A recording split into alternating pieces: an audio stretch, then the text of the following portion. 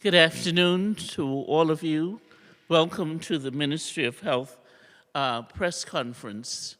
I'd like to invite the Honorable Dwayne Sands, Minister of Health, to provide an update on the ministry's COVID-19 response to date. Dr. Sands, please.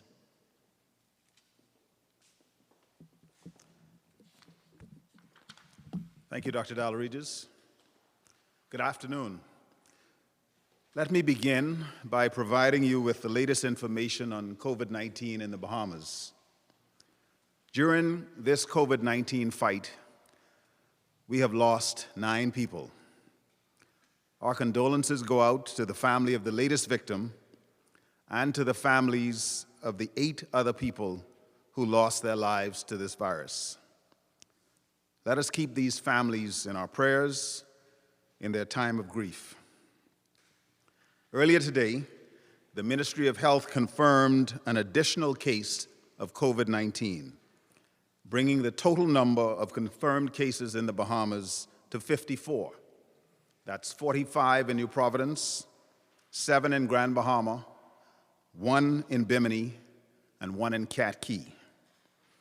Currently, there have been 668 samples tested for COVID-19, 54 of which have tested positive, an increase of 1 from yesterday. 612 were confirmed negative, and at this time, there are no pending samples. At the last press conference, we advised that persons suffering from comorbidities are at a very high risk and can experience death if COVID is contracted. And when we talk about comorbidities, we mean people who are elderly, 60 years or older, with and without chronic illnesses, those with chronic diseases like high blood pressure or hypertension, diabetes, kidney disease, chronic lung disease, including asthma, heart disease, sickle cell disease, and the morbidly obese. Those who are immunocompromised, such as those with HIV/AIDS, cancer, or those on medications such as steroids or chemotherapy. And finally, those who are pregnant. Today, we will break down information related to the 9 persons who have died. The 9 deaths are as follows. Case number 17, a 67-year-old female from New Providence. Number 18, a 72-year-old male, also from New Providence. Number 20, a 91-year-old male from New Providence. Number 21, a 57-year-old female from Bimini. Number 22, a 79-year-old male from New Providence. Case number 23, an 80-year-old male from Grand Bahama. Number 31, a 50-year-old male from New Providence. Their ages range from 57 to 91. 7 out of these 9 persons who died had comorbidities or underlying illnesses.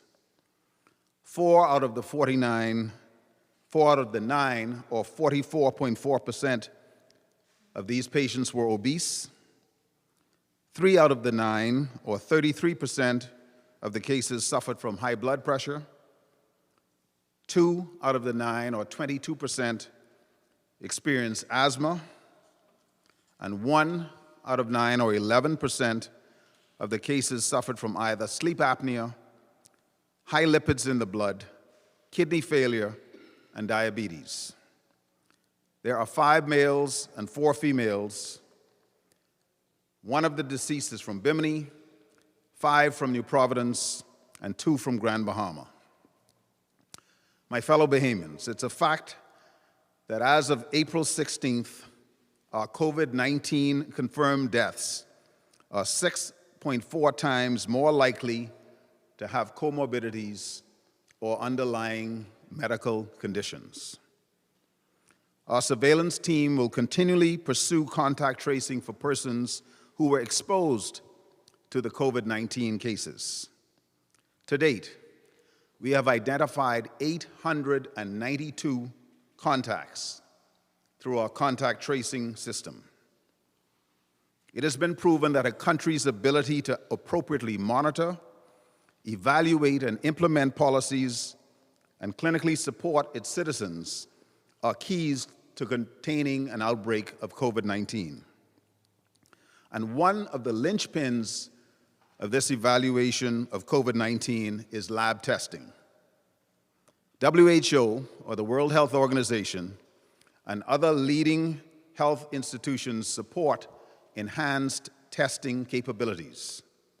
Consequently, this Ministry of Health is planning our testing expansion for COVID-19 in at-risk populations such as contacts of active cases, nursing home patients, those in prison, and healthcare workers. Expanded testing is critical for us to have an increased understanding of this pandemic in the Bahamas, so we can plan and prepare to protect these vulnerable populations. To determine our COVID-19 positive cases and to gauge community spread, it's important to have a sustained testing mechanism. And so I would like to take a moment to elaborate and explain the testing process for COVID-19. There are currently two different types of tests. The first, the genetic or molecular test, which is called the real-time polymerase chain reaction, or RT-PCR test.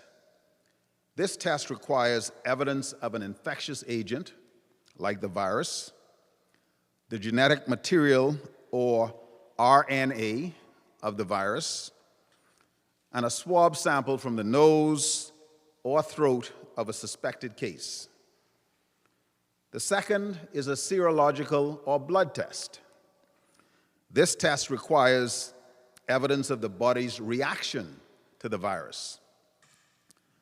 This would include the presence of antibodies, such as IgM, standing for immunoglobulin M, or IgG. And finally, a sample of blood from a suspected case. Currently, the Bahamas is using the RT-PCR as our gold standard, and it is performed by the accredited National Reference Lab. We are exploring the introduction of rapid testing. The first step in getting to rapid testing requires in-country validation of the rapid serological or blood tests.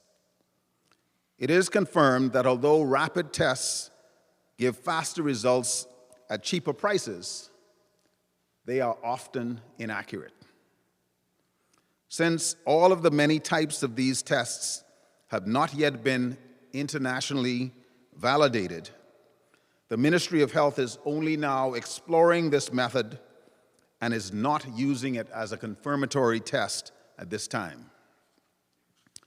Once our validation process is completed, and if these tests are found to correlate with our gold standard RT-PCR method, wider screening for COVID-19 at the community level will commence. There are 10,000 rapid test kits in country.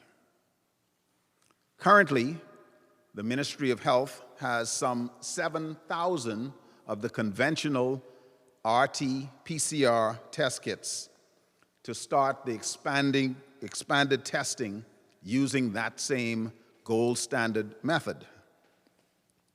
These RT-PCR tests are sterile, and they are designed to detect if a patient is currently infected with COVID-19.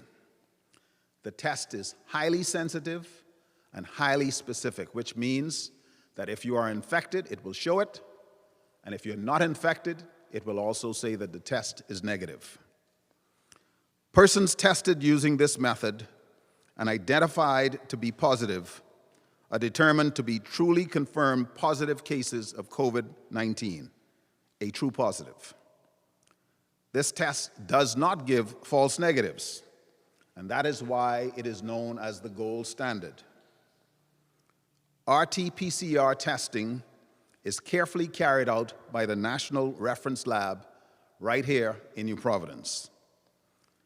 This National Reference Laboratory is internationally accredited by the College of American Pathologists and is the only laboratory in the Bahamas certified by the Pan American Health Organization, the World Health Organization, and other bodies to perform COVID-19 testing. This means that all other tests for the diagnosis of COVID-19 outside the purview of the Ministry of Health must first be approved for use in the Bahamas.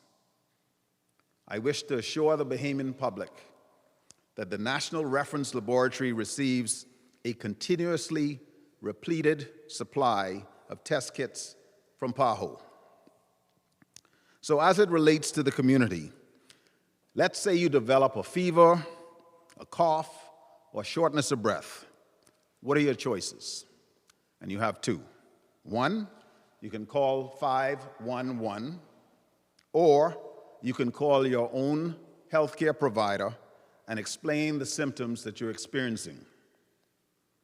A physician could recommend you complete a COVID-19 test. What can you expect of COVID-19 testing, particularly the RT-PCR test?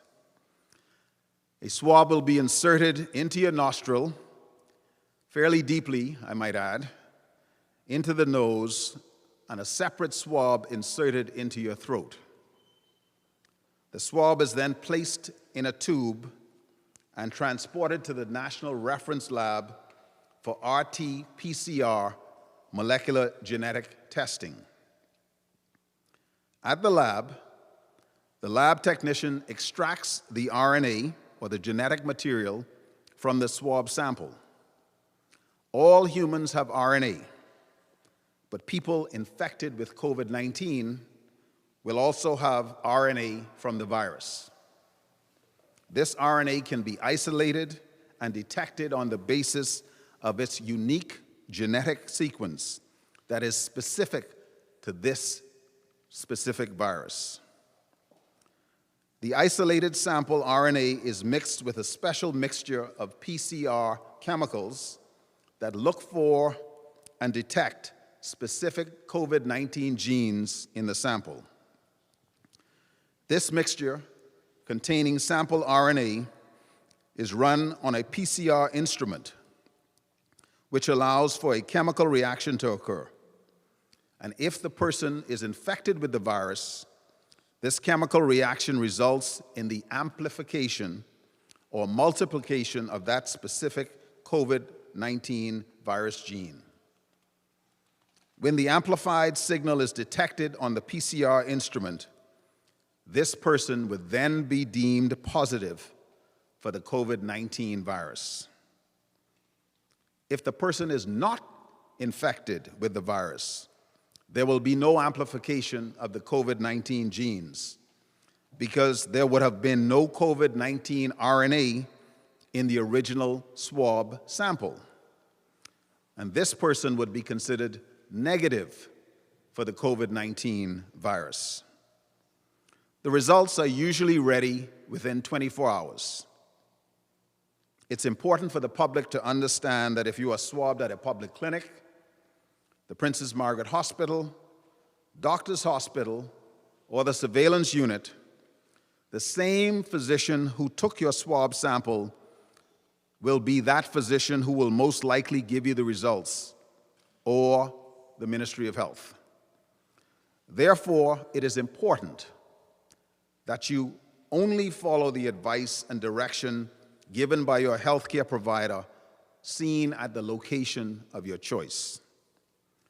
Please ensure that you receive at all times prescribed medical directions from an authorized, reliable source.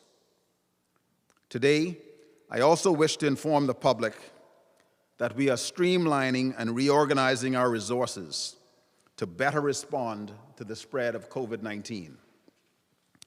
The South Beach Health Center has been identified as the site for a dedicated COVID-19 urgent care and referral center.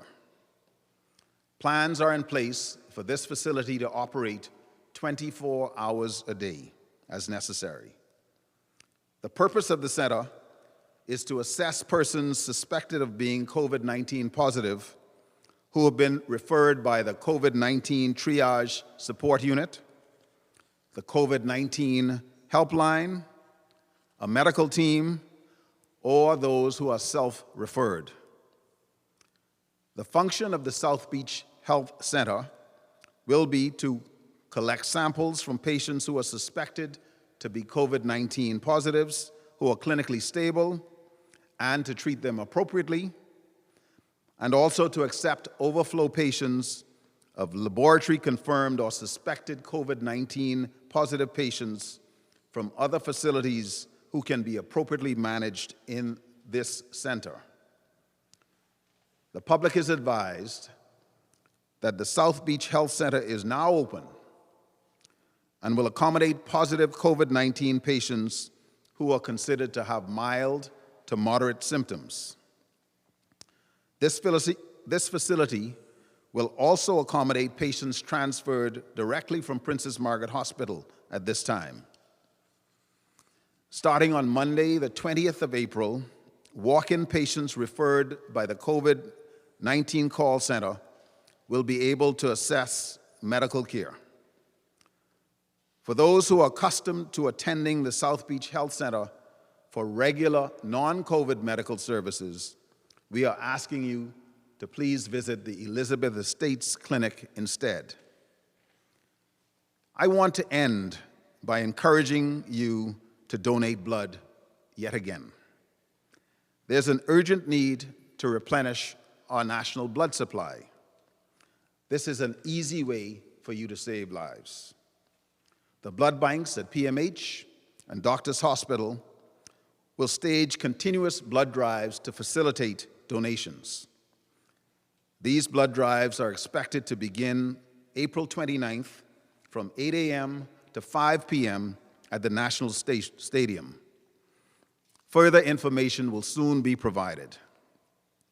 The blood drives will be promoted for public awareness and support and will facilitate questions and answers for potential donors to optimize on those best suited to give blood. Please come forward and donate. The Ministry of Health supports those entrepreneurs who are actively engaged in designing and producing protective face masks. It has come to our attention that some persons are using the PAHO or WHO logo to validate their products. We respectfully request that you refrain from this illegal practice. Thank you, and good afternoon.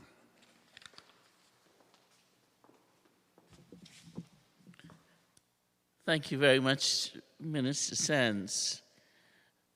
The Ministry of Health team, they've been working very hard to identify all cases, the new cases, to monitor the old cases, and to project what might be our way forward. The public has been compliant, and I wanted to share with you the results of your map of the distribution of the contacts, and you've heard now we have 892 and still counting. Next slide, please. This shows the distribution of the cases, and you see by island. So we have cases in New Providence, in Grand Bahama, and Bimini/Kepke. Next slide, please. This is the Grand Bahama distribution of the contacts. And next slide. This slide, I wish to bring to your attention the efforts that you have made during the lockdown period. The first vertical line shows you the curfew and the date of the curfew. The second as you follow the trajectory, going to Palm Sunday, we were seeing an exponential increase in our cases. You see the effect of the Palm Sunday weekend lockdown. Then look at the extended lockdown period over the Easter holiday, and you see how the curve has moved to the right. So follow what was being the projected curve. So thanks to Dr. Davis, Dr. Vivas, and a number of our modelers that show that we have probably avoided 26 additional new cases by the lockdown over the Easter holiday. So I want to really commend the great effort of our community. We know it's a sacrifice, but you saved cases, new cases, and lives. We have been asked by the minister and the ministry, what is going to happen? We don't want any more lockdowns. We're tired of the lockdowns. When can we reopen? We've looked at, next slide, we've looked at two models. Again, this is a teamwork led by UB and Dr. Davis. And there are two models. There's the Richard model and the Anvari model. Now, these models seem to have a fit based on the data that we've provided to them. If we continue with what we're doing now, the social distancing, the avoidance of gatherings, we should follow the yellow line. If we don't, and we increase our cases by 2 per day, we would follow the middle line. And if we have a rapid increase in our cases, you can see, look to the left, the ordinate, you would see the number of cases we will have 60 days out from here. The next model, again, the yellow line is if we continue along the path that we're doing. We would like to have an intervention that causes that yellow line to dip lower. But you see the threat of not complying, not doing the social distancing, not following all the public health measures, hand washing, avoiding contact with large gatherings. We are imperiled with the increased number of cases. We wanted to bring this to your attention, and this is over a period of time, and we hope that the public would really work with us to achieve that yellow line or even a dip in the yellow line. I'd now like to invite questions from the reporters, please. And we'd start with ZNS, Jeminita Swain. As the minister mentioned that you're going to start testing in different sections, how soon is that testing going to begin? We anticipate that we would start by this weekend.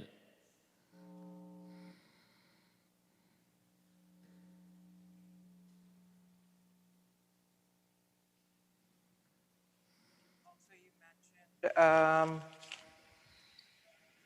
that you have 10,000 rapid tests. How are you going to differentiate the... Target persons in assisted living homes.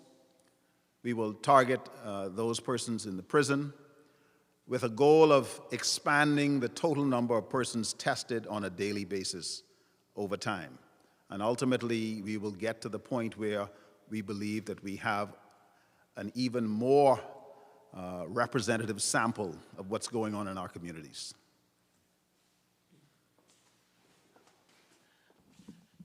Thank you.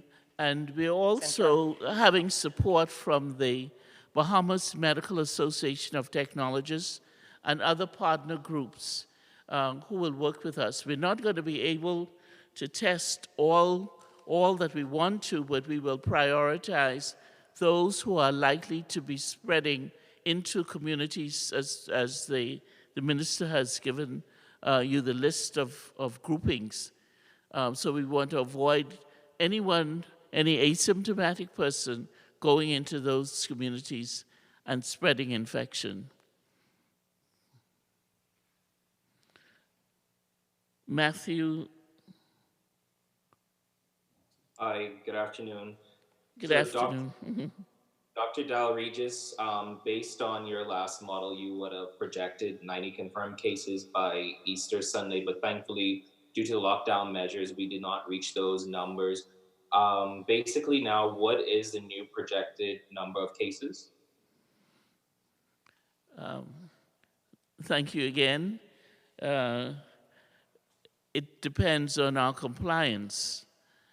We're looking at, we're hoping we can hold the line, and we're hoping that we would have an intervention, although we might have more cases. When you test more, you identify more cases. But what we are looking at, and what we think is critical, is that we don't have very sick cases that overwhelm our health facilities. And we also identify folks and save lives. And that is one of the reasons why we are targeting the elder care grouping as a priority group, because we're looking at projections everywhere, all over the world, and we see that this group is particularly vulnerable. So I'm not able to give you with the projected timetable, but if we're looking at 66 days out, that's mid-May. If we look at what we might achieve, we truly hope it's under the less than 160. Perfect.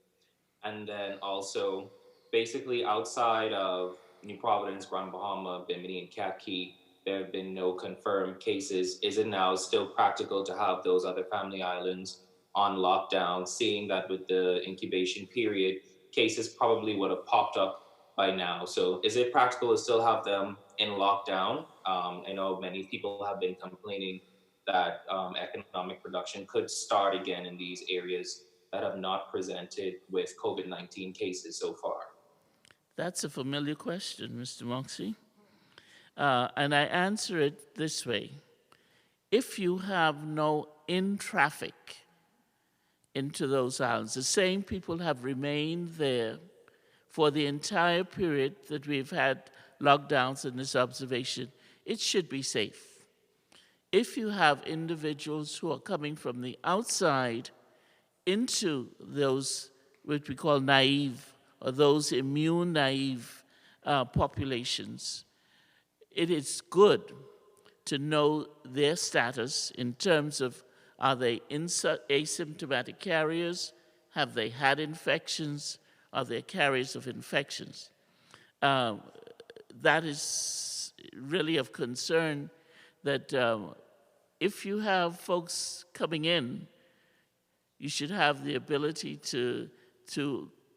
if they have an infection, to be very aggressive with contact tracing. So to date, those territories, we are very pleased that many of them have signaled that they don't want any folks from the outside to come in. So if that is achieved, all well and good. Jerome Sawyer. Good afternoon. My question has to do with the expansion of the rapid testing, as well as the opening of the South Beach Clinic into a 24-hour urgent care facility. Are you able to tell us exactly what precipitated this? People have been asking for rapid testing for a very long time, actually from the very beginning. Are there any indicators or anything that you can say specifically that would have led to that decision? And also, are you concerned over the fact that because we get our test kits from PAHO, given President Trump's recent assertion that he will be cutting funding to that organization, are you concerned at all that that will impact their ability to provide or to continue to provide the necessary test kits? These are all very, very good questions. We have been looking at the option of rapid testing from very early on, and most of the rapid test kits that are in the market, and many have flooded the market, are simply not ready for prime time. Many of them are, for all intents and purposes, worthless. That there is very little concordance or relationship between the results that you get with a rapid test and the results that you get with the gold standard, the RT-PCR. And so if you read, you will find that many countries have discarded hundreds of thousands, if not millions, of these rapid test kits. There are now better validated, tighter quality controlled rapid test kits coming on the market. And there are also rapid RT-PCR kits or molecular kits coming on. As to the issue of the WHO and PAHO funding, it's an interesting process that the WHO is funded on a 2-year cycle. And so the work of the WHO and PAHO will go on, notwithstanding the geopolitics of the moment. There's very little doubt that the world will not be able to respond in order to sustain this vital function. WHO and PAHO, as the regional body, are essential public health institutions with very, very long histories. And Minister, South Beach. Why South Beach? yes. Yes. And could you also walk us through, again, who is going to be seen at that clinic? Do you want to do that, Dr. McMillan? Yeah, but as Dr. McMillan comes, we are doing our best to prepare in the event of a surge. And we have been planning for some time with this. And we are very happy that Dr. McMillan, the Director of Public Health, has this announcement for you. Dr. McMillan. Thank you, Dr. Dalregis.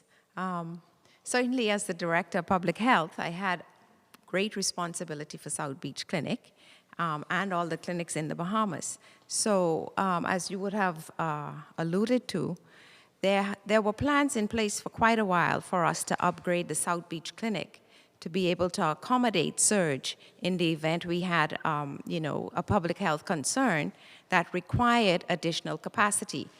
In the case of COVID-19, this is a respiratory spread illness, and we needed to upgrade the air-conditioned system in that facility to be able to do what we are proposing to do now.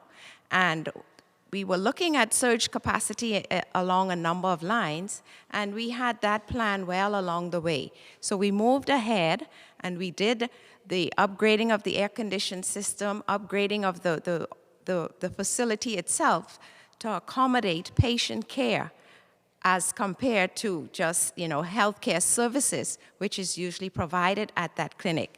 So we now have an additional 10 patient care beds that will actually be utilized at the South Beach Clinic or healthcare center should it be required. We will be able to manage patients who are not, critically ill, but certainly if you're having a mild illness, you will be able to, receive piped oxygen. You would be able to receive all of the symptom care that you will require, and it would be on a 24-hour basis. So we are now in a position to add that facility to what we had already at Doctors Hospital West, where we know we have accommodated most of our admissions already.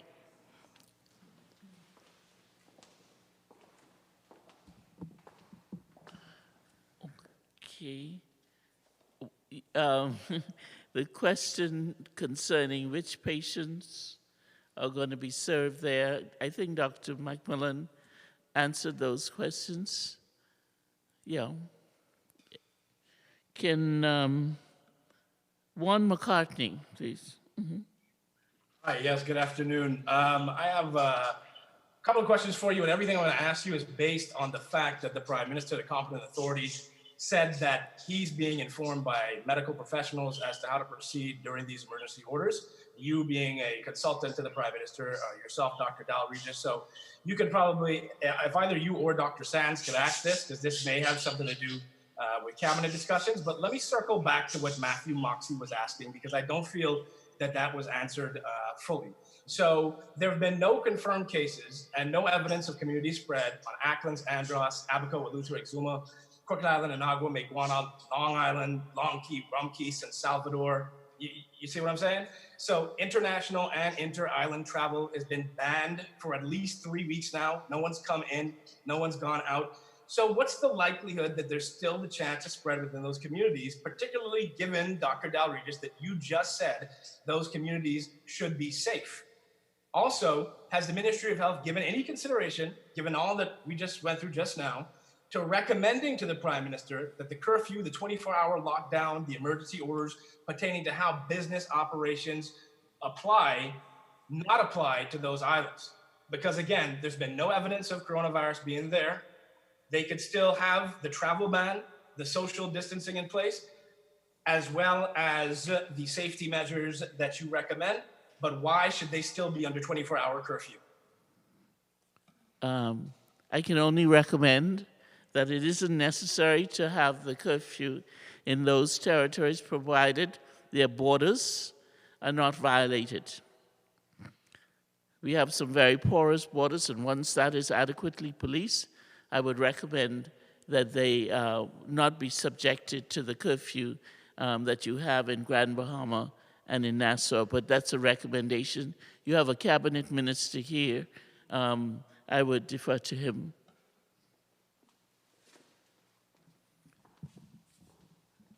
The signals that we're getting from the Family Islands are positive.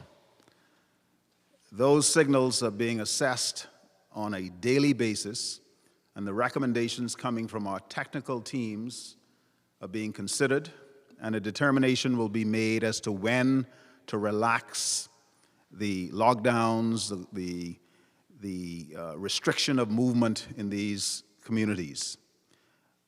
If this is sustained over the next few days, I believe that we will be able to pull the trigger on some of these decisions. But the signals need to be sustained over a period of time in order to assure that the trajectory continues. We have been fortunate. The decisions made were done in a timely fashion, and thus far it appears to be having, at least in those communities, and even in New Providence and Grand Bahama, some positive impact. So it shouldn't be too much longer. Okay, great, thanks. So let me drill down now into the communities that we have seen confirmed coronavirus cases. So Grand Bahama, New Providence, Bimini, there's been confirmed cases and death, right? So let me talk more specifically about New Providence, because that's where the majority of the population lives and that's where I live. So based on medical advice that you guys have given to the competent authority, we've now been employing a strategy of weekend total lockdown, followed by 24-hour curfew during the week. The issue is, though, that the 24-hour curfew is not being enforced during the daytime hours during the week by police in terms of social distancing, in terms of determining who is essentially traveling about, or in terms of wearing a mask, which was just made a mandatory requirement by the competent authority. So tens of thousands of people are hitting the road during the weekday. What medical data that you just gave us some data, but I want to understand how we can believe that that data is useful in determining that these lockdowns are accurate. All right. So you say, Dr. Dal Regis, that there have been, there's a dip. We avoided 26 cases over the Easter weekend, but the virus takes 3 to 11 days to produce symptoms. And the ministry is only testing people who are symptomatic and pretty much in distress at this point. So how confident could the public really be that this data is really showing that these lockdowns and the curfews are working? Because to me, to bottle people up on the weekend, and I'm no medical professional, that's why I'm asking you, to bottle people up on a weekend and then to release tens of thousands of them among each other without wearing masks, many don't do social distancing, and then put them back in, how can we really be sure that strategy is effective?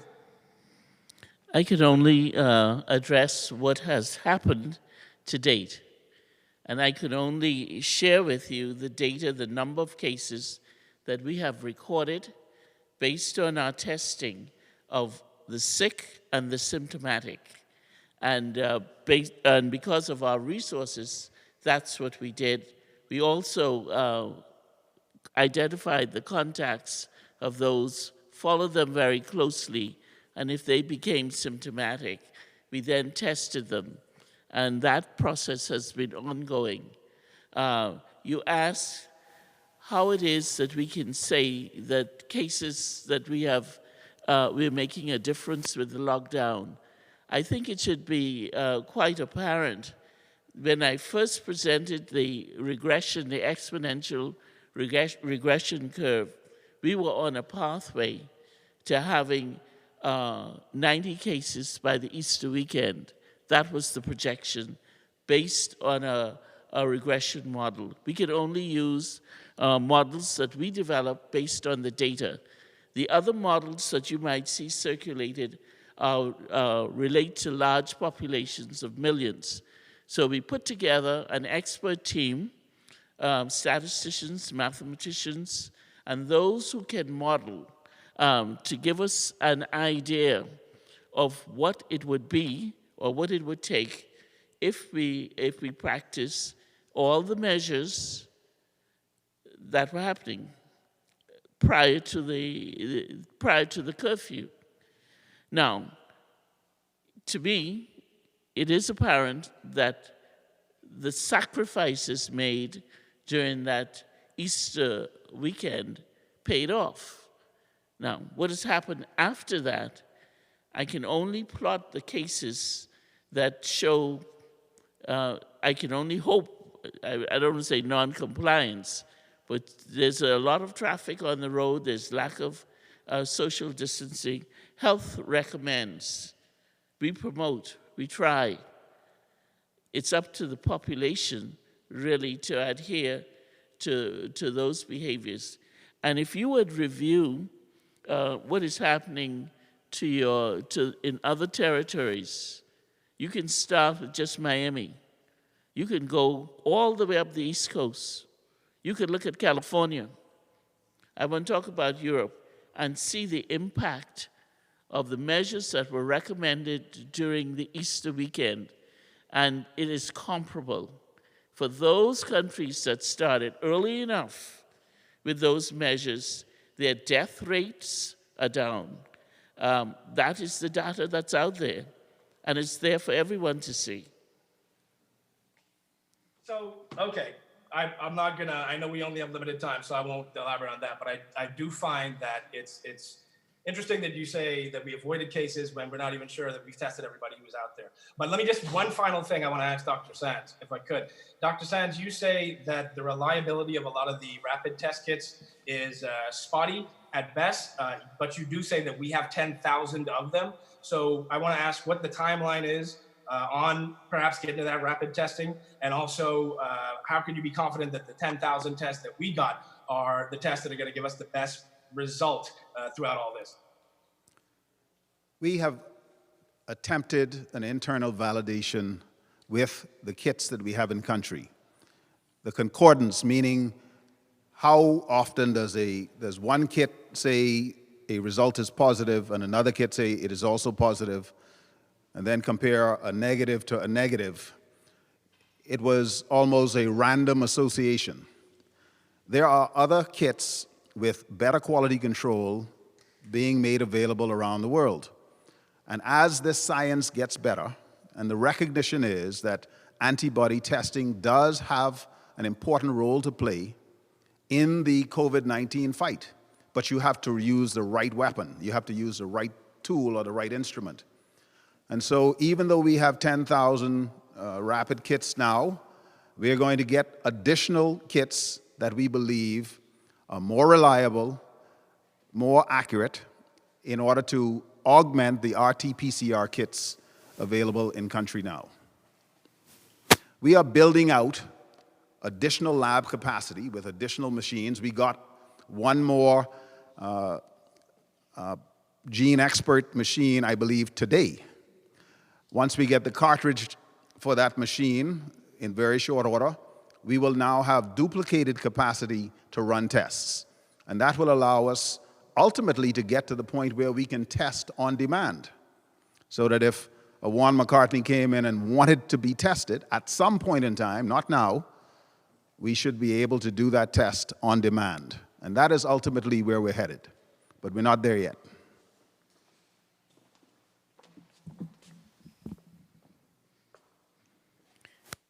Who's this?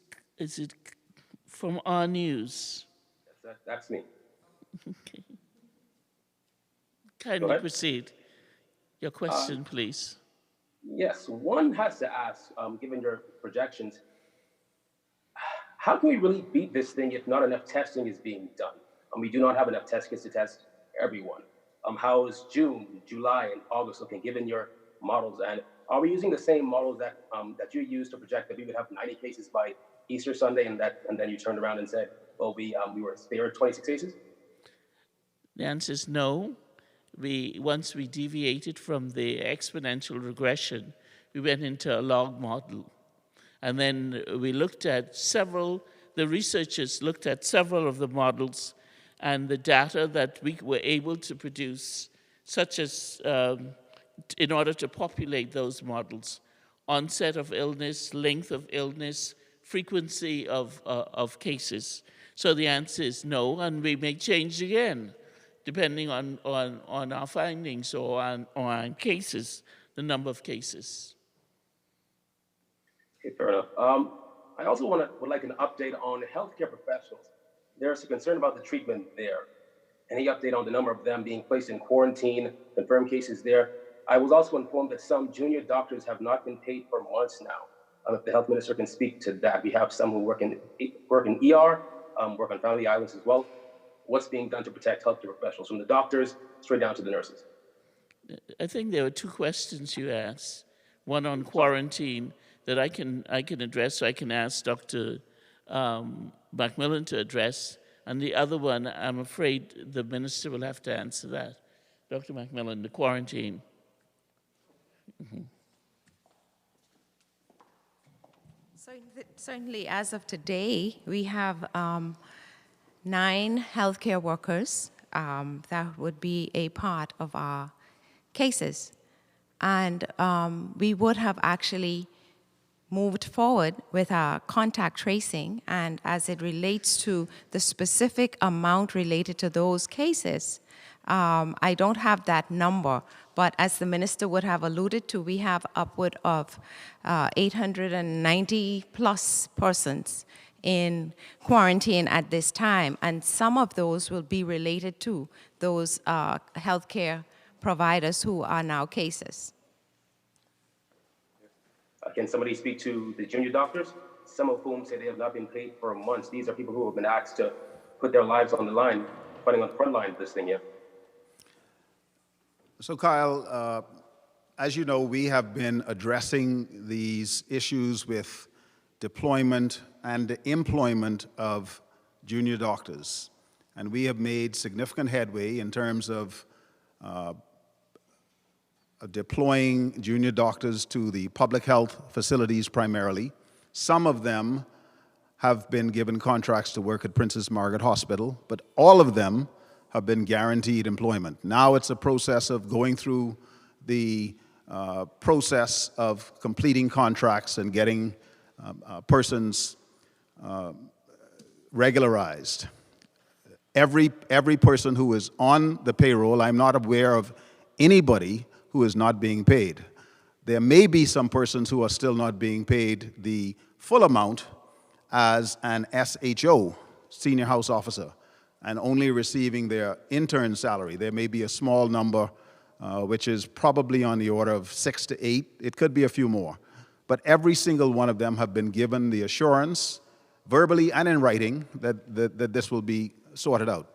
I do want to get to the point of testing. I think it's very important to know it's not just where you are, but how long we've been at this. We've been testing now for just a little over a month.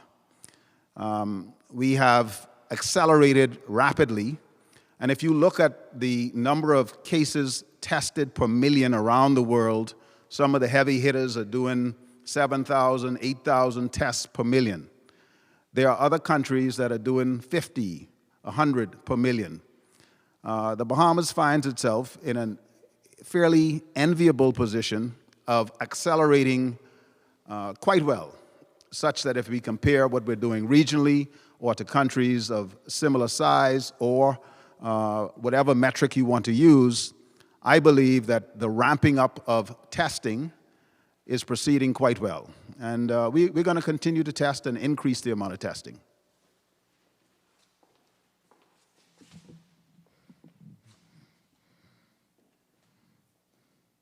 The Tribune. Krishma. Good afternoon.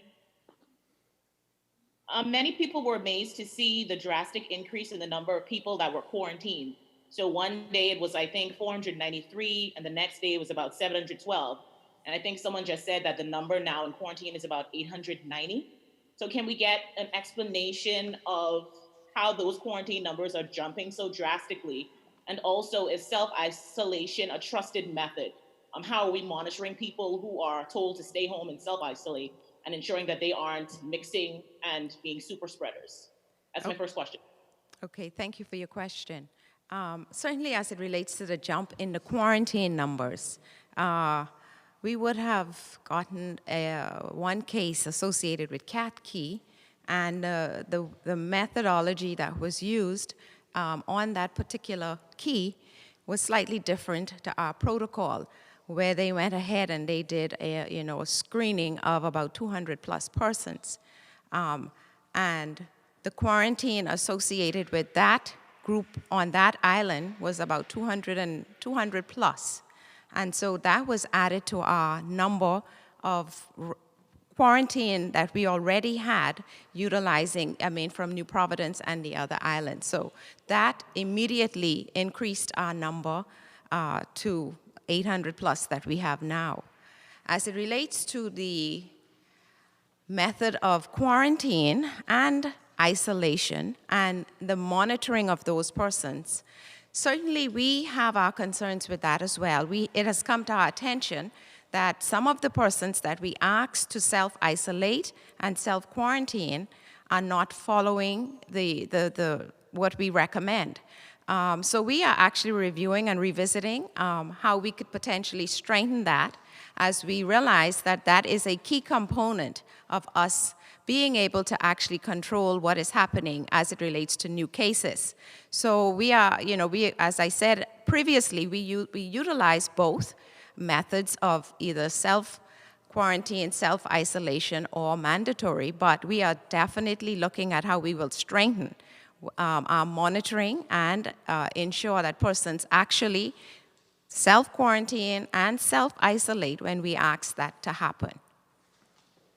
Okay, my next question is, do officials believe that the eastern part of the island is still a hotspot, or have you found that the cases are kind of more spreading across other parts by now? I'm going to ask Dr. Brennan to answer that one.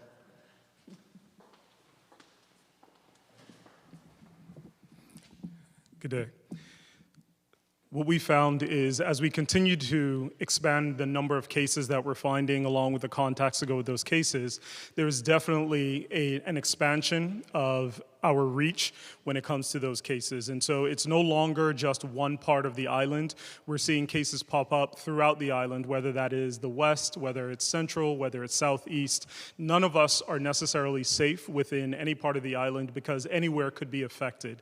So we know that in New Providence, it is not a far distance to get from east to west or from north to south. And so we all need to be very vigilant in making sure that we don't consider ourselves to be immune from this, that we take it seriously, and that we continue to address our own social distancing within our own selves, within our own homes, within our own communities. And we need to take seriously the fact that as we move about, we have to make sure that we take care of ourselves and each other so that when we go to the store, when we go to the gas station, when we go to get food, that we are making sure that we protect each other's health even more so than just worrying about one's own health.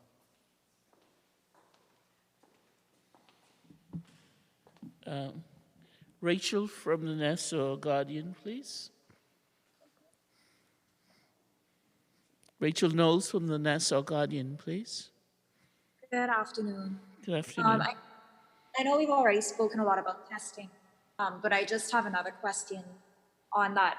I know that you said that we don't seem to be seeing exponential growth in new cases, new confirmed cases, but I know that we've also heard in the past week that officials expect the case fatality rate to go down once we increase testing because we'll see more cases of COVID-19. What do you all expect that to do, or how do you expect that to show up in the rate of new cases? Is it possible that there is exponential growth and we just aren't testing enough people? Very good question. We will see more cases, so we'll have more new cases. We're hoping that the severity of those cases are not what has been. But we do expect to have more cases. We would evaluate the success or the management of our cases based on those that require hospital stay, those that we can manage at home, those that need critical care or ICU care. But we anticipate to have more cases but less severe cases. Okay, and my other question, you mentioned hospitalized cases. Can you all say how many people are hospitalized now? And also, we've seen a lot of young patients be hospitalized for COVID-19. Is there any particular reason, since we've been told up to now that usually hospitalization or more severe symptoms present in people with pre-existing conditions or the elderly? Okay, so we currently have 10 persons hospitalized. As it relates to, the reason for hospitalization, persons present with symptoms that require that level of care. And that could relate to, the time that they took to actually come to care. It could relate to the comorbid conditions. It could relate to a number of things that will cause a younger person to require hospitalization as it relates to COVID. But certainly, it's good that we are able to actually get them hospitalized and provide the care. So as we prepare for the surge, as we spoke about a few moments ago, expanding our capacity at South Beach will allow us to be able to, provide that care to persons who would require it. Can I invite Minister he's the doctor, the acute care doctor. May I invite you, sir, to answer Ms. Rachel Knowles about her question of the young people, why the young people are affected? We have constantly pointed out that youth does not protect you from getting infected. The potential benefit of youth and the lack of hypertension, diabetes, asthma, heart disease, kidney failure might be that even infected, you would be less likely to succumb or to die from COVID-19 infection. That said, many of us, many Bahamians, have a number of medical problems. Whether we consider obesity as a medical problem, I'm talking about us, the people, because it is. High blood pressure is very prevalent in the Bahamas, asthma, diabetes, and so on and so forth. We have shown statistically that there is a high level of correlation between medical conditions or illnesses, comorbidities, and death. And that relationship is also borne out with taken just pound for pound. A young person who doesn't have any medical problems is less likely to get sick than somebody that does have medical problems, and that is probably why in the Bahamas we are seeing young people, as we're seeing in the United States, being hospitalized.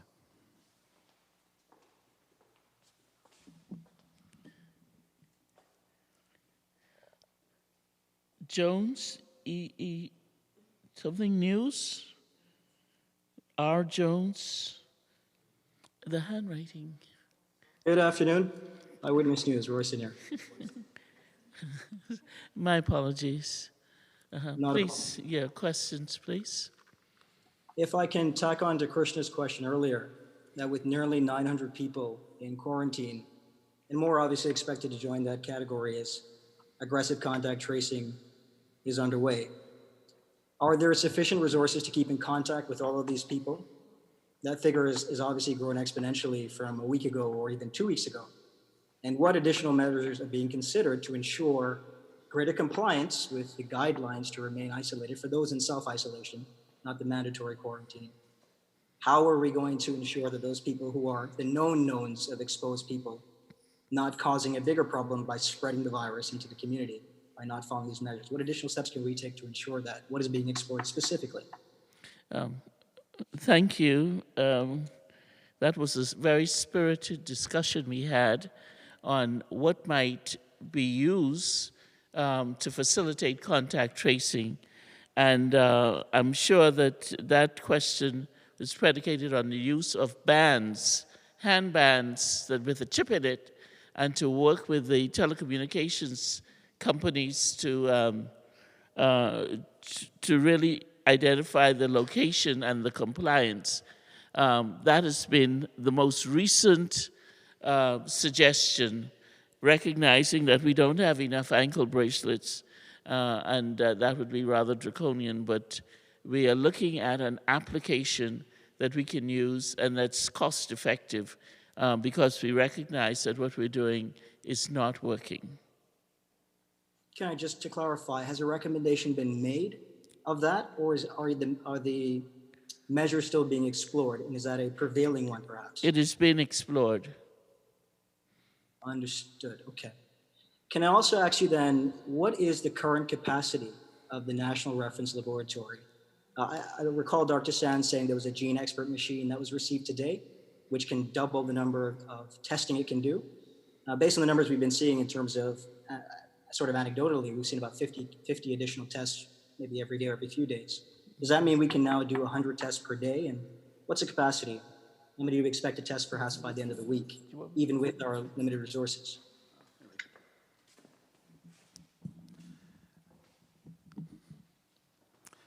I think the hardware to test is only one part of the holistic approach to surveillance and testing.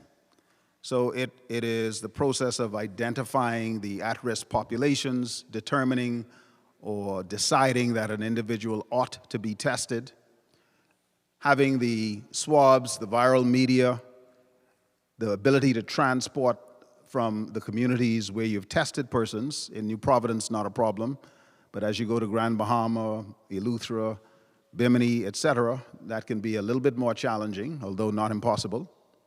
And we have looked at this from the beginning to the end. So as we build capacity now, I think we're going to see a convergence of need or perceived need and daily testing. But the rate limiting step is not the lab's ability to test. At this point in time, that is not a rate limiting problem, and we're going to give even more capacity so that as we put more demands on them, they will be able to meet the challenge. And we also have backup in the event of equipment failure, in the event of some unforeseen challenge. So the ability to test will go on.